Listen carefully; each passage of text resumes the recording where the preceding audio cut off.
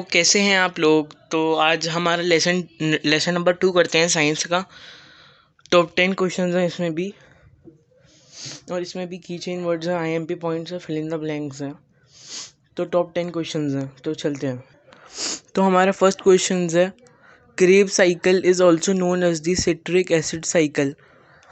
तो इसके हम लोगों ने की पॉइंट्स, पहले कीवर्ड्स लिखे हुए हैं, वो कीवर्ड्स देख लेते हैं।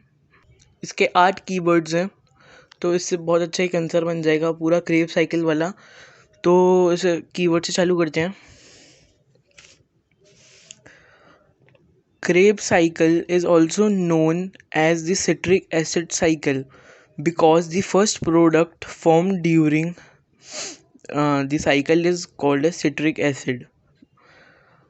और ये फर्स्ट पॉइंट हो गया। Second point, citric acid is formed by condensation of an acetyl group with oxidation acid and water। ये हमारे यहाँ पर 2 पॉइंट में आंसर खत्म हो जाता है। तो आगे के टॉप 10 के सेकंड क्वेश्चन पे चलते हैं। तो हमारा सेकंड क्वेश्चन आ जाता है, explain the glycolysis in detail.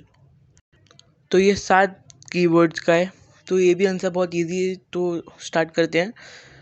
Glycolysis was the first given glycolysis was first given by Abden, Meyerhoff and Parnas। ये फर्स्ट पॉइंट हो जाएगा। It is process occurs in cytoplasm of cells and is present in living organisms। ये हमारा second point हो जाएगा। Third point, glycolysis is the primary stage of cellular respiration. ये हमारा third point हो जाएगा। और यहीं पर वो नीचे उसका पूरा डिटेल में आंसर भी दिया हुआ है मैंने, वही जो कीवर्ड से पूरे आंसर बनता है वो। Glycolysis was first given by the Embden, Meyerhof and partners and is referred to as EMP pathway. ये एक लाइन एक्स्ट्रा है, अगर आप चाहो तो लिख सकते हो, नहीं भी चाहो तो नहीं लिख सकते, कोई प्रॉब्लम नहीं है। This process occurs in cytoplasm of cell present in living organisms. Glycolysis is the primary stage of cellular respiration. Okay, तो अभी हम लोग टॉप 10 के थर्ड क्वेश्चन पे चलते हैं। Cyclic chain of reactions called as tricarboxylic acid. तो ये फिलिप्स है, ये फिलिप्स में आ सकता है आपको।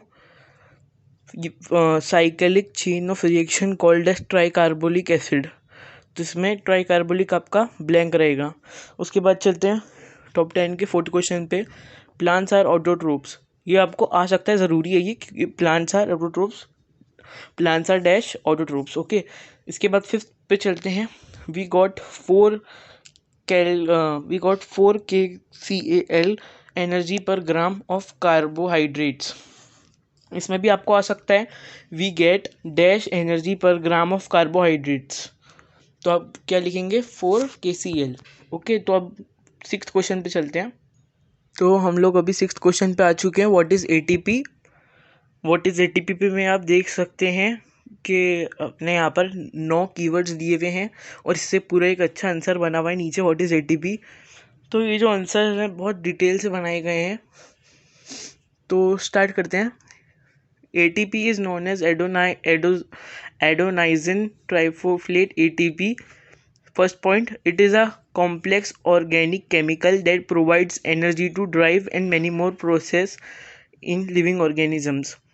Second point, okay, और third point, ATP is often referred as molecular unit of currency। तो यहाँ पर भी वही नीचे सेम जो आंसर मैंने भी बोला, वही सेम आंसर है 3 पॉइंट्स का। मैं इसका PDF आपको दे दूँगा डिस्क्रिप्शन में, आप वहाँ से डाउनलोड करके इसका PDF देख सकते हैं और पढ़ सकते हैं। तो अभी हम लोगों का 7th क्वेश्चन आते हैं।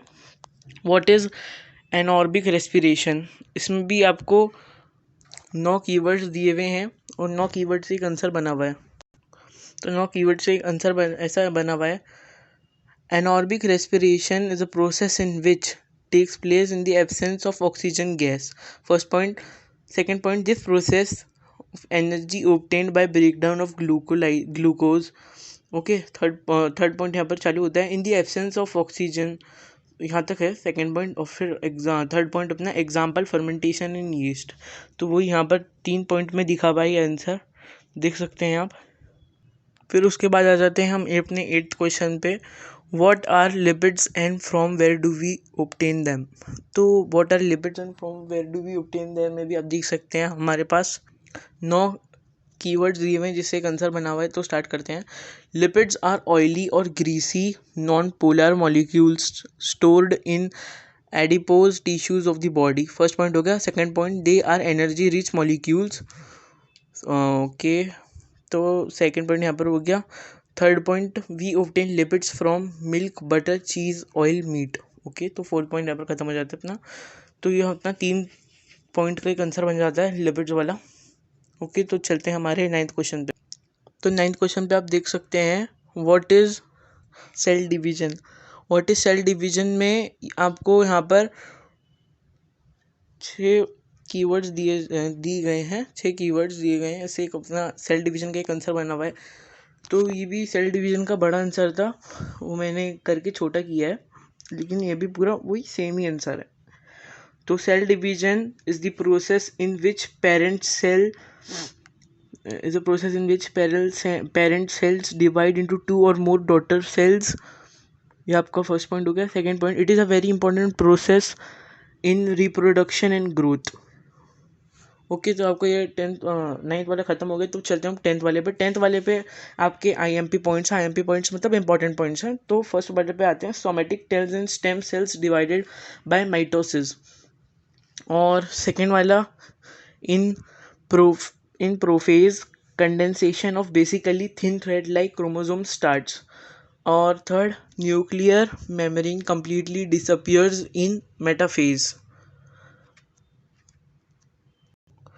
और अपना ये फोर्थ पॉइंट है, anaphase centromere split and thereby sisters chromatids of each chromosome separate and they are pulled apart in opposite directions. आपका फिफ्थ पॉइंट आता है, the chromosomes which have reach at opposite poles of the cell now starts to decondense due to which they again become thread like thin and invisible. तो आपका यहाँ पर IMP points भी खत्म हो जाता है। ओके, तो अभी आपको एक टेक्स्ट बुक में से एक इंपॉर्टेंट डायग्राम बता देता हूँ, वो भी आप करके जाइए, आ सकता है। तो जो टेक्स्ट बुक में से जो इंपॉर्टेंट डायग्राम है वो आपका 15 पेज पे है टेक्स्ट बुक के। ये 2 इंपॉर्टेंट डायग्राम है, आप ये प्लीज़ करके जाना, आ सकता है। ओके।